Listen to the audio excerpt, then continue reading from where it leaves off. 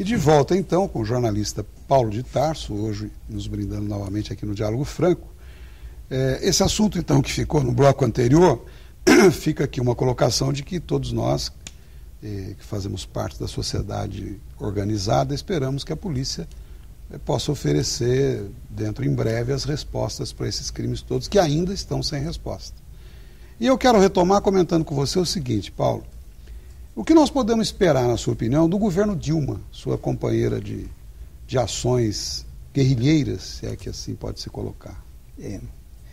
Eu não convivi com a Dilma, né, pessoalmente. A Dilma tinha preso no mesmo presídio, mas ela na ala feminina, eu na ala masculina. Eu sempre tive uma ótima impressão da Dilma. Uhum. Né? Eu acho que ela, diferente do ex-presidente Lula, né?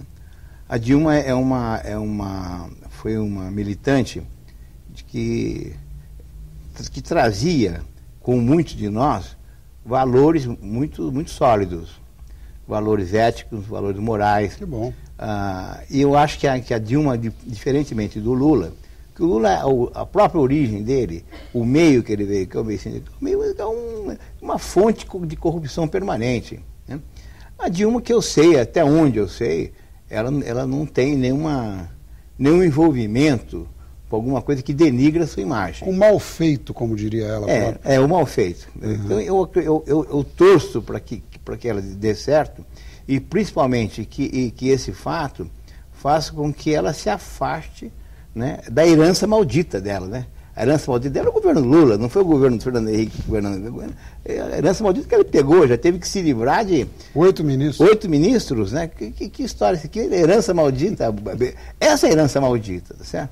Eu espero que ela tenha força suficiente para manter isso aí. Em favor do Brasil, no caso. Sem dúvida nenhuma, vai fazer bem para todo mundo. Né? E até o momento em que deve começar algum tipo de reação. E você acha que ela está indo bem até agora? Ela não fez absolutamente nada ainda, né? Quer dizer, até agora ela foi obrigada a botar ordem na casa da herança que ela recebeu. Apagar incêndio. Apagar incêndio. Então não diz ainda por que veio, né? Uhum. Quer dizer, esse simples fato, apesar de ser bastante modesto em termos de resultado, eu acho muito interessante, né? Porque aos poucos ela vai se distanciando do Lula. E se a nossa direita brasileira fosse menos burra, né? Que eu acho que tem uma direita burra aqui nesse Brasil, ela é truculenta, e parasse de escrever menos bobagem na internet que a gente recebe, tipo em relação à nova presidente da Petrobras, em relação à própria Dilma, procurada pela polícia, falsificando documentos, uma série de bobagens, né? Que eu acho que um fortalecimento político da Dilma hoje, enquanto será liderança... que não é o pessoal radical da própria esquerda que escreve isso? Não. É o pessoal de direita mesmo. O Ternuma, que é o Terrorismo Nunca Mais, que é um site de um monte de milico de pijama aí, não é de esquerda, não. Eu conheço bem o pessoal do Barro Branco, o Grupo Barro Branco não tem nada de esquerda, tá certo? São muito conhecidos, tem nome e endereço conhecido. Né? Mas são alguns, né? Porque hoje a grande maioria dos militares está totalmente... Os clubes militares, todo mundo tem endereço, né? E ficam falando bobagem, na minha opinião. Né? Então, quer dizer, eu acho que se houvesse uma preocupação e dizer o seguinte, entre a Dilma e o Lula, o Lula é muito pior que a Dilma, vamos tentar fortalecer uma cunha entre os dois aqui, para que ela tenha liberdade de agir. Né? Uhum. Eu deixei de ser radical há muito tempo, né?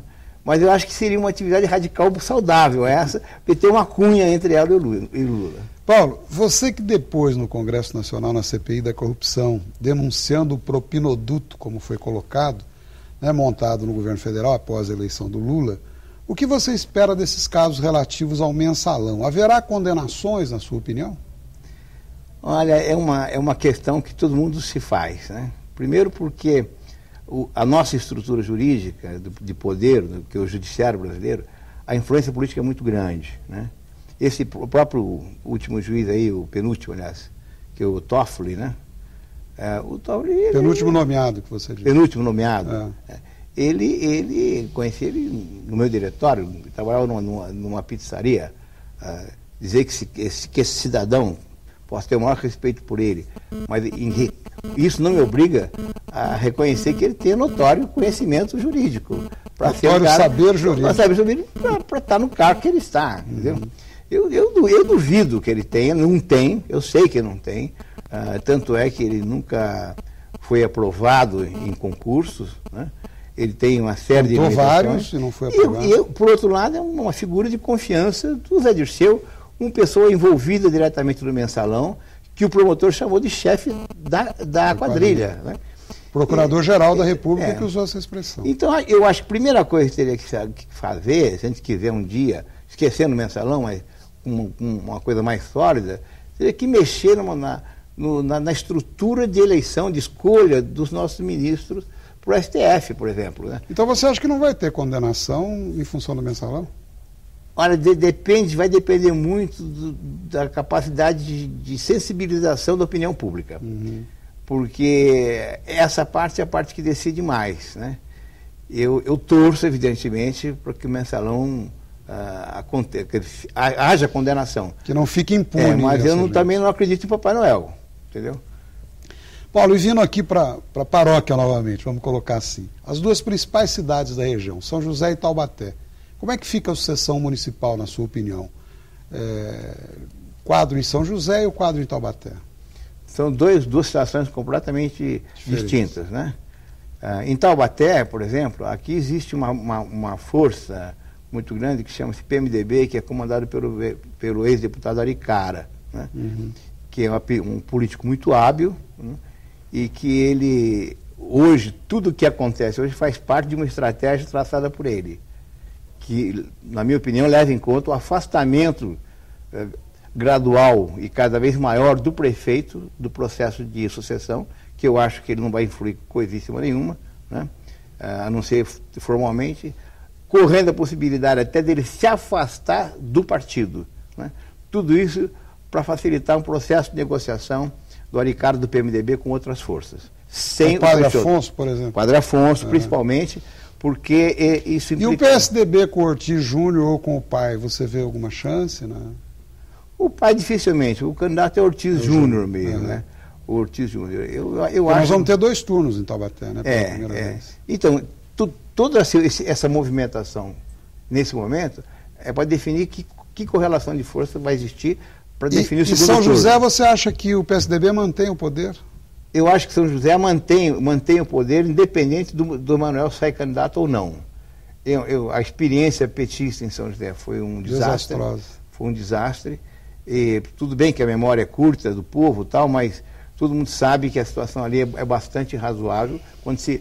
Qualquer cidadão quando passa por São José, aqui na São José, fica inebriado com aquele progresso. Paulo, vamos voltar para o outro programa. Muito obrigado mais uma vez pela sua presença. Obrigado. Você sempre enriquece sobremaneira o Diálogo Franco. Obrigado. Obrigado e me desculpa pelo tempo, porque é limitado. Até o próximo domingo, se Deus quiser, no mesmo horário. Muito obrigado pela audiência a todos.